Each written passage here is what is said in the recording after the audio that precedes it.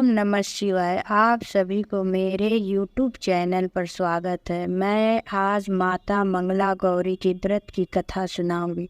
जिस प्रकार सावन में सोमवार के व्रत का महत्व है, उसी प्रकार सावन माह में मंगलवार के दिन माता मंगला गौरी की व्रत का महत्व है। पौराणिक कथा के अनुसार एक समय की बात है, एक शहर में एक धनवान व्यापारी रहता था जिसका नाम धर्मपाल था। उसकी पत्नी बहुत ही सुशील, सुंदर, गुणवती थी। उनके पास बहुत ही संपत्ति थी, पर उनकी कोई संतान नहीं थी। इस कारण दोनों दंपति बहुत ही दुखी रहते थे। दोनों पति पत्नी बहुत ही पूजा पाठ करते थे। एक दिन उनको पूजा पाठ के प्रभाव से उनको पुत्र की प्राप्ति हुई। जब पुत्र हुआ तो दोनों दंपति बहुत खुश थे और अपने पुत्र की कुंडली को लेकर ज्योतिष को दिखाने गए। जब ज्योतिष ने उनके पुत्र की कुंडली को देखा तो बताया, आपका पुत्र यशस्वीवान होगा, लेकिन इसकी आयु बहुत कम है और 16 वर्ष तक ही जीवित रहेगा। ये सुन के धर्मपाल और उसकी पत्नी दोनों बहुत दुखी हो गए। उन्हें समझ में नहीं आ रहा था कि क्या करेंगे, लेकिन फिर वह इस बात को अपने पुत्र का भाग्य समझकर उस चीज को स्वीकार कर लिए। और ज्योतिष ने बताया था कि उसके पुत्र की मृत्यु सांप काटने से होगी। और ये सब सुन के वो दुखी मन से ही रहते थे। व्यापारी धर्मपाल अपने पुत्र की विवाह 16 वर्ष से पहले ही एक सुशील कन्या से करा दी। कन्या की माता जो थी वो माँ मंगला गौरी की पूजा करती थी। वह अपनी पुत्री को भी यह बताई थी कि वैवाहिक जीवन में सब चीज सुखी संपन्न रहे, इसके लिए माँ मंगला गौरी की पूजा करनी चाहिए। और वह अपनी पुत्री को माँ मंगला गौरी की पूजा के विधि विधान बताए थे। जब उनकी पुत्री ससुराल गई तो वह वहाँ पे विधि विधान से माँ मंगला गौरी की पूजा की, जिसके परिणाम स्वरूप नवविवाहिता को अखंड सौभाग्यवती का वरदान माँ मंगला गौरी ने दिया। इस प्रकार धर्मपाल के पुत्र की आयु बढ़ गई और माँ मंगला गौरी की पूजा की महत्व भी बढ़ गई।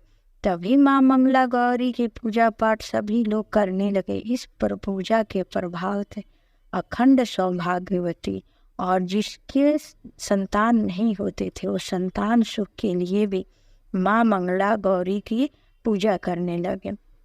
अगर इस व्रत को कुंवारी कन्याएं करती हैं तो उनको उत्तम मनोवांछित वर मिलता था।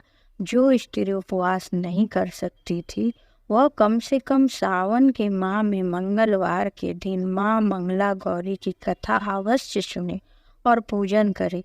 इस दिन पूजा करने से बहुत ही सुख की प्राप्ति होती है और सभी प्रकार के कष्ट दूर होते हैं। इस दिन स्त्री पूजा करने के बाद अपनी सास या ननद को 16 लड्डू दे और ब्राह्मणों को भी प्रसाद देनी चाहिए। इस दिन से मिलने वाली माँ मंगला गौरी की प्रतिमा मिट्टी से भी हम बना सकते हैं। अगर हमारे पास तस्वीर नहीं है तो हम माँ मंगला गौरी की मिट्टी से प्रतिमा बनाकर 16 बाती वाली दीप जलाकर आरती करनी चाहिए और बुधवार के दिन माँ मंगला गौरी की प्रतिमा की किसी नदी में विसर्जन कर देनी चाहिए। माँ मंगला गौरी की पूजा में भूल चूक होने के लिए उनसे माफ़ी मांगनी चाहिए और परिवार में सुख शांति बनी रहे, इसके लिए माँ मंगला गौरी की पूजा कम से कम 5 वर्षों तक करनी चाहिए। पौराणिक कथा अनुसार जो व्यक्ति माँ मंगला गौरी की पूजा सच्चे मन से करता है उसे माँ सदैव अपनी आशीर्वाद बनाए रखती है और उनकी रक्षा करती है और उनके जीवन में आनंद ही आनंद होता है। कोई भी दुख उनके जीवन में नहीं होता। अब आप जानिए कैसे पूजा करते हैं माँ मंगला गौरी की, कैसे संकल्प लेते हैं। सावन माह में माँ मंगला गौरी की पूजा हम मंगलवार के दिन करते। इस दिन सुबह ब्रह्म मुहूर्त में उठते हैं और स्नान आदि करके साफ सुथरे वस्त्र को धारण करते हैं और अपने मन में माँ मंगला गौरी की व्रत का संकल्प लेते हैं। इसके बाद हम माँ मंगला गौरी की तस्वीर लेते। अगर हमारे पास तस्वीर नहीं है तो हम मिट्टी से भी माँ मंगला गौरी की प्रतिमा बना सकते हैं। इसके बाद हम लोग एक चौकी लेते हैं, चौकी पर लाल या सफ़ेद वस्त्र को बिछाते हैं।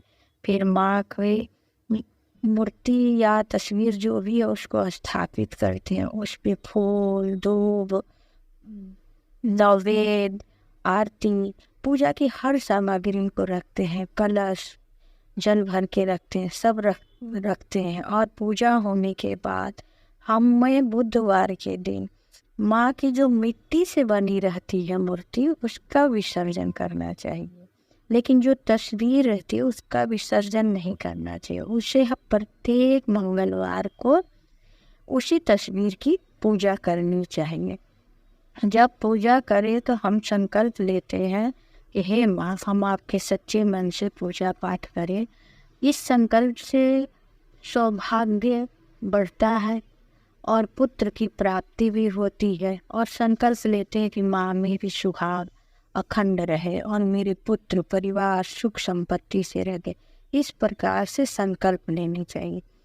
फिर हमें माँ मंगला गौरी के आगे एक आटे की दिए लेनी चाहिए, जिसमें घी के बत्ती जलाने चाहिए। लेकिन आटे का दिया इतना बड़ा होना चाहिए कि हम उसमें 16 बत्ती लगा पाए, छोटी नहीं होनी चाहिए। 16 बत्ती लगाएं और इसे प्रज्वलित करें। माँ को सिंदूर अर्पित करें, पुष्प चढ़ाए, नैवेद्य चढ़ाए, श्रृंगार का सामान चढ़ाए। और हर चीज़ 16 लेने की इसमें विधान है, जैसे 16 लौंग, 16 इलायची, 16 सुपारी, 16 पान, 16 लड्डू, कोई भी श्रृंगार का सामान 16 लेते हैं। 16 की संख्या का बहुत ही महत्व इसमें है। और 16 प्रकार की वस्तुएं अगर ना हो पाए, श्रृंगार का सामान कभी कभी होता है कि हम 16 नहीं इकट्ठा कर पाते हैं, तो हमें हरे या लाल रंग की 16 चूड़ियाँ लेनी चाहिए। माँ को इस दिन 16 सामान ही अर्पित करनी चाहिए, इसका बड़ा महत्व है। इसके बाद हमें सूखे मेवे और 7 प्रकार के अनाज लेने चाहिए, जैसे गेहूँ, मूंग, चना, चावल, जौ, उड़द, तिल। मसूर का बहुत जगह उपयोग नहीं होता, इसलिए मसूर की दाल नहीं लेनी चाहिए। इसके बाद सभी प्रकार की सामग्री अर्पण करने के बाद दिया जलाना चाहिए, धूप जलाना चाहिए। उसके बाद से नैवेद्य चढ़ाना चाहिए। फिर माँ मंगला गौरी को सब श्रृंगार के सामान अर्पित करते हैं और माँ की कथा सुनते हैं। जब हम कथा सुनते हैं तो हमारे हाथ खाली नहीं होनी चाहिए। कथा सुनने के समय हमारे हाथों में पुष्प या अनाज होने चाहिए। जब हम कथा समाप्त हो जाए तो फिर हम इस पुष्प या अनाज को माँ मंगला गौरी के चरणों में अर्पित कर दें।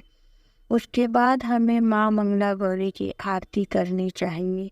इस व्रत में एक समय पे ही अन्न ग्रहण करते हैं, बाकी दिन भर माँ मंगला गौरी की आराधना करते हैं। ये शिव प्रिया माँ मंगला गौरी यानी माँ पार्वती जी है, इनको प्रसन्न करने वाला यह व्रत है। इस व्रत के करने से अखंड सौभाग्य और परिवार में सुख शांति बनी रहती है, पुत्र की प्राप्ति होती है। इस दिन माँ पार्वती के 108 नामों के जप करने चाहिए। जिस प्रकार धर्मपाल के पुत्र की आयु बढ़ी, उस कन्या की माँ मंगला गौरी के व्रत करने से अल्पायु होने के बाद भी उसकी आयु बढ़ी। उसी प्रकार इस व्रत के करने वाली प्रत्येक स्त्री के पति या पुत्र की आयु की वृद्धि होती है। और हमें माँ मंगला गौरी पर विश्वास रखनी चाहिए को हमारे सभी दुखों को हर लेंगी और हम पे कृपा बनाए रहेंगी। इस प्रकार इस व्रत को करनी चाहिए।